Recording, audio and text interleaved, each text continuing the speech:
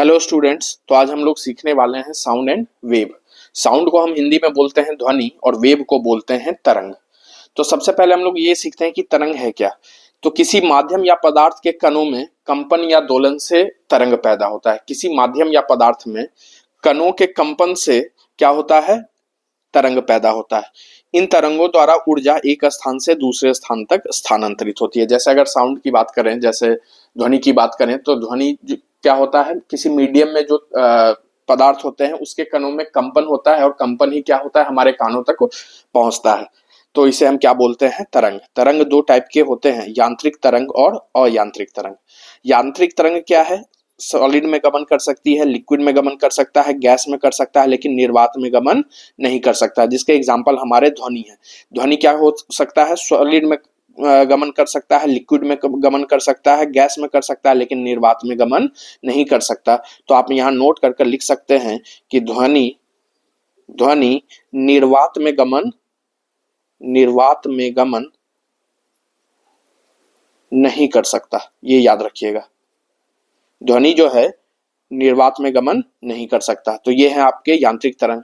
अयांत्रिक तरंग, या इसे हम इलेक्ट्रोमैग्नेटिक वेव यानी विद्युत चुंबकीय तरंग भी कहते हैं। क्या कहता है, किसी विद्युत चुंबकीय क्षेत्र में आवेशों, यहाँ क्या है, आवेशों यानी चार्ज, यानी पॉजिटिव और नेगेटिव चार्ज के दोलन से जो तरंगे पैदा होती है उसे विद्युत चुंबकीय तरंग कहते हैं। यानी किसी विद्युत चुंबकीय क्षेत्र में आवेशों के दोलन से जो तरंगे पैदा होती है उसे हम क्या बोलते हैं, इलेक्ट्रोमैग्नेटिक वेव। इन तरंगों के गमन के लिए माध्यम की आवश्यकता नहीं होती, ये निर्वात में भी गमन कर सकते हैं। जबकि यांत्रिक तरंग में क्या होता है, माध्यम की आवश्यकता होती है, यह निर्वात में गमन नहीं कर सकते। जबकि इलेक्ट्रोमैग्नेटिक वेव क्या हो सकता है, निर्वात में भी गमन कर सकता है। जिसके एग्जाम्पल आपके क्या है, प्रकाश। और ये याद रखिएगा, ये फैक्ट है, विद्युत चुंबकीय तरंग की निर्वात में गति जो होती है 3 × 10⁸ मीटर पर सेकंड, यानी प्रकाश की गति क्या होती है निर्वात में 3 × 10⁸ मीटर सेकंड। अब ये देखिए इलेक्ट्रोमैग्नेटिक स्पेक्ट्रम क्या होता है। तो यहाँ आपके जो वेव लिखे हुए हैं आपको इसी ऑर्डर में याद करना है और ये एग्जाम में क्वेश्चन पूछा जाता है। तो सबसे पहले है रेडियो वेव, यानी सबसे ज्यादा वेवलेंथ क्या होता है, रेडियो वेव का होता है। फिर माइक्रोवेव जिसे हम सूक्ष्म तरंगे कहते हैं, फिर इंफ्रारेड जिसे अवरक्त तरंगे कहते हैं, फिर विजुअल रेज यानी दृश्य तरंगे, फिर अल्ट्रावायलेट रे, फिर अल्फा रे, फिर गामा रे। तो सबसे ज्यादा वेवलेंथ क्या है, अगर लेफ्ट टू राइट जाएंगे तो वेवलेंथ आपका घट रहा है। यानी कहने का मतलब ये है कि सबसे ज्यादा वेवलेंथ जो है वो रेडियो वेव का होता है, फिर माइक्रोवेव का, फिर इंफ्रारेड का, फिर विजिबल, फिर यूवी रेस, फिर अल्फा और गामा। यानी सबसे कम जो वेवलेंथ होता है वो किसका होता है, गामा का, और सबसे ज्यादा जो वेवलेंथ होता है वो किसका होता है, रेडियो वेव का। ठीक है, यानी लेफ्ट टू राइट अगर हम बढ़ते जाएंगे तो वेवलेंथ क्या होगा, कम होता जाएगा। अब वेवलेंथ क्या है, तो यहाँ वेवलेंथ मैं आपको बता देता हूं। जो हमारा तरंग जो है वो साइनोसॉइडल वेव में गमन करता है, यानी नीचे ऊपर नीचे ऊपर।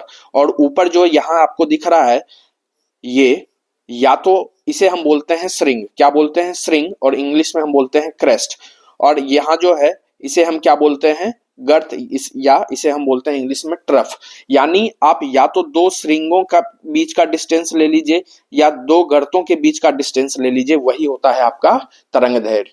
श्रृंग जो होता है हाईएस्ट पॉइंट है और गर्त जो है आपका लोएस्ट पॉइंट है। यानी तरंग दैर्घ्य क्या है, तो दो श्रृंगों के बीच की दूरी या दो गर्तों की बीच की दूरी को हम क्या बोलते हैं, तरंग दैर्घ्य। ठीक है, अब यहाँ एक पॉइंट लिखा हुआ है, जिसका तरंग दैर्घ्य, जिस वेव का वेवलेंथ यानी तरंग दैर्घ्य कम होगा उसकी आवृत्ति ज्यादा होगी। जिसका तरंग दैर्घ्य कम होगा उसकी आवृत्ति क्या होगी, ज्यादा होगी। और जिसकी तरंग दैर्घ्य कम होगी उसका एनर्जी क्या होगा, ज्यादा होगा। यानी तरंग दैर्घ्य कम है यानी आवृत्ति ज्यादा है, तो एनर्जी भी ज्यादा होगा और वेदन क्षमता भी क्या हो, ज्यादा होगा। यानी अगर इसमें हम बात करें कि सबसे ज्यादा वेदन क्षमता किसकी है, तो गामा रेज की। क्यों, क्योंकि इसका तरंग दैर्घ्य कम है। यहाँ दिख रहा है आपको, जिसका तरंग दैर्घ्य कम होगा उसका वेदन क्षमता ज्यादा होगा, उसकी एनर्जी ज्यादा होगी। यानी ज्यादा एनर्जी किसकी होगी, गामा रेज की, और सबसे कम एनर्जी किसकी होगी, रेडियो वेव की। और जिसका तरंग दैर्घ्य कम है उसकी आवृत्ति भी ज्यादा होगी। यानी यहाँ सबसे ज्यादा आवृत्ति किसकी होगी, गामा रेज की, और सबसे कम आवृत्ति किसकी होगी, सॉरी, यहाँ जो है सबसे कम तरंग दैर्ध्य गामा रेज की है तो इसकी आवृत्ति ज्यादा हुई, यानी आवृत्ति किसकी ज्यादा होगी, तो रेडियो वेव की। क्लियर है?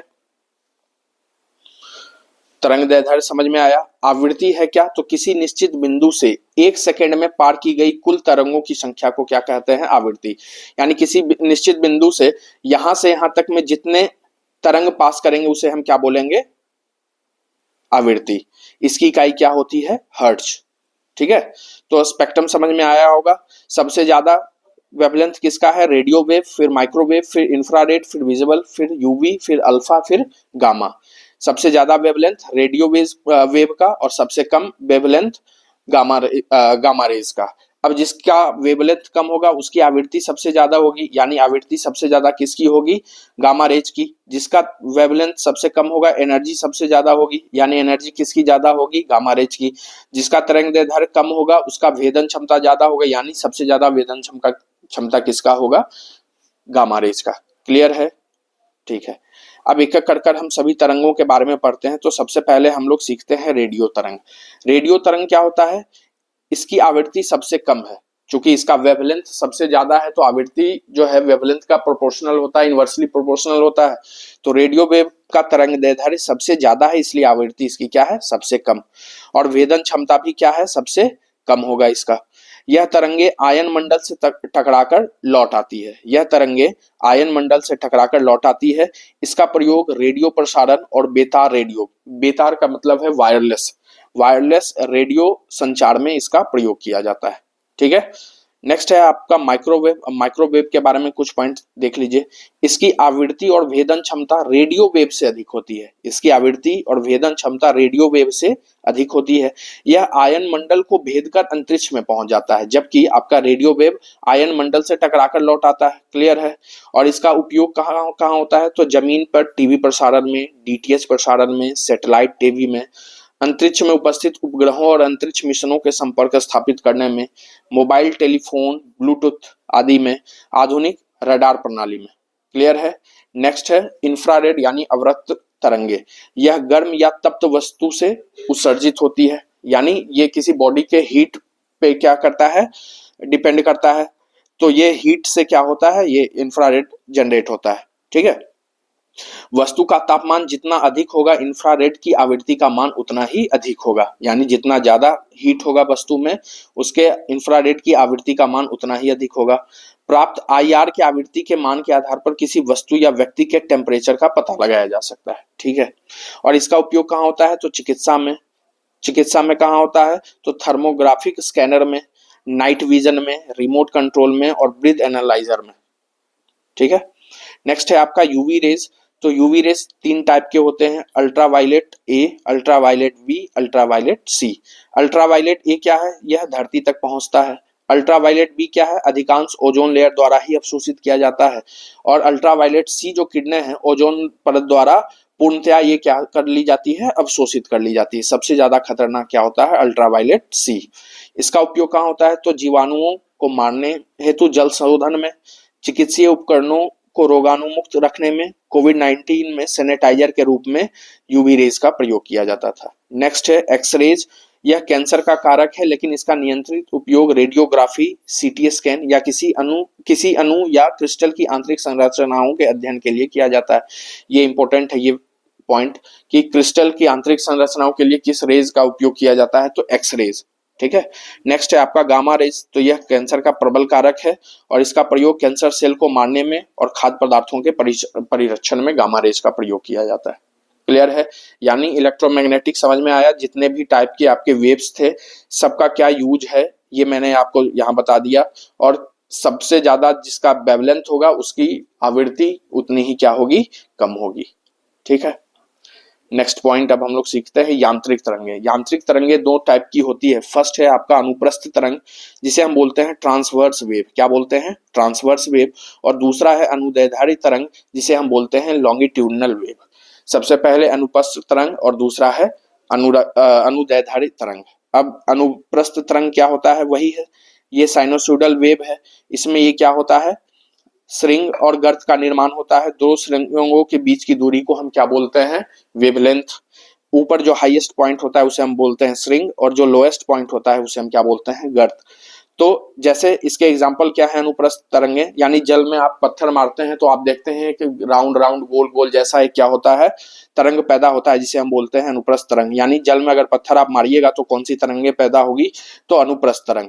तो जल में उत्पन्न होने वाली तरंग क्या होता है, अनुप्रस्थ तरंग होता है। अनुदैर्ध्य तरंग क्या होता है, यह विरलन और संपीड़न पे डिपेंड करता है। विरलन यानी दूर दूर, संपीड़न यानी पास पास। जैसे रेडियो में देखते होंगे वहां ग्राफ बनता है, तो एक तो इस तरीके का बनता है दूर दूर, और दूसरा एकदम पास पास बनता है, फिर दूर दूर, फिर पास पास। तो जो दूर दूर बन रहा है उसे हम बोलते हैं विरलन यानी दूर, और संपीड़न यानी पास। ठीक है, यानी जो अनुदैर्ध्य तरंग होती है यानी लॉन्गिट्यूडनल वेव होती है, वो विरलन और संपीड़न के द्वारा पैदा होती है। इसके एग्जाम्पल आपके क्या है, ध्वनि। ध्वनि क्या है, आपका अनुदैर्ध्य तरंग है, और ध्वनि को गमन करने के लिए किसी माध्यम की इसको जरूरत होती है, और यह निर्वात में गमन नहीं करता। अब कुछ इंपॉर्टेंट पॉइंट है, जैसे ध्वनि यांत्रिक तरंग है जिसके गमन के लिए माध्यम की आवश्यकता होती है। माध्यम के कणों के कंपन के कारण ही ध्वनि पैदा होती है, और कणों के कंपन के रूप में यह क्या करती है, गमन करती है। ठीक है, ध्वनि एक अनुदैर्ध्य तरंग है जिसमें माध्यम के कणों के कंपन की दिशा ध्वनि के दिशा में ही होती है, यानी जिधर माध्यम का कण कंपन करेगा ध्वनि भी उसी डायरेक्शन में आगे बढ़ेगी। अब श्रवण क्षमता के आधार पर तरंगे देखिए 3 प्रकार की होती है। पहला है श्रव्य तरंगे यानी ऑडिबल वेव, और इसकी आवृत्ति क्या है, 20 हर्ट्ज से 20,000 हर्ट्ज। और यह मनुष्य के लिए भी ये क्या है, यही है आपका, जो 20 हर्ट्ज से 20,000 तक जो ध्वनि आएगी वही मनुष्य सुन सकता है। ठीक है, यानी मनुष्य क्या है, श्रव्य तरंगे ही सुन सकता है, यानी ऑडिबल वेव ही सुन सकता है। नेक्स्ट है आपका पराश्रव्य तरंगे, जिसे हम बोलते हैं अल्ट्रासोनिक वेव। इसकी आवृत्ति सीमा क्या है, 20,000 हर्ट्ज से ज्यादा। यानी वैसे ध्वनि जिसकी आवृत्ति 20,000 हर्ट्ज से ज्यादा है उसे हम बोलते हैं पराश्रव्य ध्वनि, जिसे हम चमगादड़ सुन सकते हैं। ठीक है, नेक्स्ट है अवश्रव्य तरंगे, जिसे हम बोलते हैं इंफ्रासोनिक वेव। इसकी आवृत्ति सीमा क्या है, 20 हर्ट्ज से कम। यानी वैसा तरंग जिसकी आवृत्ति 20 हर्ट्ज से कम है तो वो अवश्रव्य तरंगे की कैटेगरी में आएगी, जिसके एग्जाम्पल क्या है, हमारे हाथी, कुत्ता या अन्य जानवर जो है अवश्रव्य तरंगे को भी सुन सकते हैं। यहाँ नोट कर लिखा हुआ है कि भूकंप की तरंगे अवश्रव्य तरंगों के रूप में पहले पहुंच जाती है, जिसे जानवर या कुत्ते सुन सकते हैं और वे बिल के बाहर आ जाते हैं। नेक्स्ट है अवश्रव्य तरंगों के प्रयोग क्या क्या हैं, तो भूकंप और ज्वालामुखी के अध्ययन और निगरानी में, पृथ्वी के गर्भ में उपस्थित चट्टानों और जीवाश्म ईंधन के अध्ययन के लिए, हृदय के कार्य प्रणाली को समझने के लिए किसका यूज होता है, तो अवश्रव्य तरंगों का यूज होता है। नेक्स्ट है पराश्रव्य तरंगों के प्रयोग, यानी औद्योगिक क्षेत्रों में सफाई की जाती है, किसी धातु के टुकड़े अथवा पाइप के दरारों का पता लगाने में, अल्ट्रासोनोग्राफी में, इकोकार्डियोग्राफी में, किडनी स्टोन को तोड़ने में, और पनडुब्बियों एवं जहाजों में लगे सोनार में। ठीक है, सोनार का फुल फॉर्म क्या होता है, तो साउंड नेविगेशन एंड रेंजिंग। और इसका सोनार का प्रयोग क्या होता है, तो समुद्र की गहराई का पता लगाने में और समुद्र के अंदर संसाधनों का पता लगाने में। क्लियर है। नेक्स्ट है ध्वनि की गति विभिन्न माध्यम में कितनी होती है, तो ध्वनि निर्वात में गमन नहीं करता, ध्वनि की गति माध्यम पर निर्भर करती है। ठीक है, तो एयर में कितना होता है, 350 मीटर पर सेकेंड, हीलियम में 965, वाटर में 1530, वुड यानी लकड़ी में 2000, गोल्ड में 3240 और स्टील में 5940। ये याद रखिएगा, ये कभी बीपीएससी के एग्जाम में पूछ लेता है कि ध्वनि की गति किस माध्यम में कितना होती है, तो ये कुछ इंपॉर्टेंट पॉइंट है, ये आपको याद रखिएगा। यानी सबसे ज्यादा कहाँ होती है, स्टील में। ध्वनि तरल और ठोस में अधिक तीव्र गति से गमन करता है, जबकि गैस में अपेक्षाकृत इसकी गति क्या होती है, कम होती है। माध्यम की सघनता बढ़ने पर ध्वनि की तीव्रता भी बढ़ेगी, यानी जितना सघन माध्यम होगा ध्वनि की तीव्रता भी उतना ही बढ़ेगी।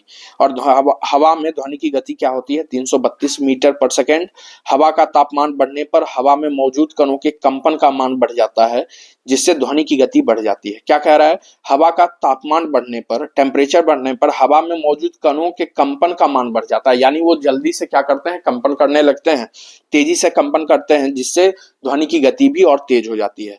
हवा में आर्द्रता, जलवाष्प का मान बढ़ाने पर ध्वनि की गति बढ़ जाती है। अगर हवा में आर्द्रता या जलवाष्प का मान बढ़ जाता है यानी सघनता आ जाती है, तो ध्वनि की गति भी क्या होती है, बढ़ जाती है। तो ये था आपका sound and wave. Next topic हम लोग स्टार्ट करेंगे लाइट। बहुत ही इंपॉर्टेंट टॉपिक है, यहाँ से क्वेश्चन 100% पूछे जाते हैं। और आपको कैसा लग रहा है फिजिक्स का सीरीज, कमेंट कर कर जरूर बताइए, ताकि हमें पता चले हमें किस क्षेत्र में और इम्प्रूवमेंट करना है।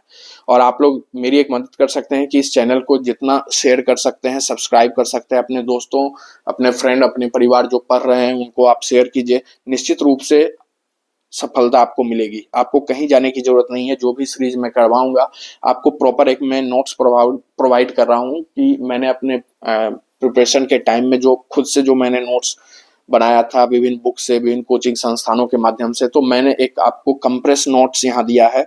और ये क्रिस्पी नोट्स है, इससे बाहर मैं कह रहा हूँ कि 90 to 95% जो है आपके नोट से ही आएंगे। 2-4% की गारंटी मैं नहीं ले सकता, क्योंकि हर एग्जाम में नए नए क्वेश्चन आते हैं।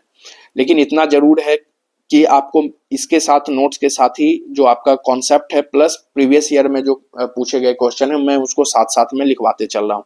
तो आप नोट्स को पढ़िए, 100% आप देखिएगा कि क्वेश्चन जो है इसी नोट्स के अंदर से रहेंगे, मैक्सिमम क्वेश्चन। ठीक है, तो आज के लिए इतना ही, मिलते हैं अगले क्लास में। अगले क्लास में हम लोग लाइट पढ़ने वाले हैं, जो कि बहुत ही इंपॉर्टेंट टॉपिक है और बहुत ही अच्छा टॉपिक है, इंटरेस्टिंग टॉपिक है। Thank you class, see you soon in next classes।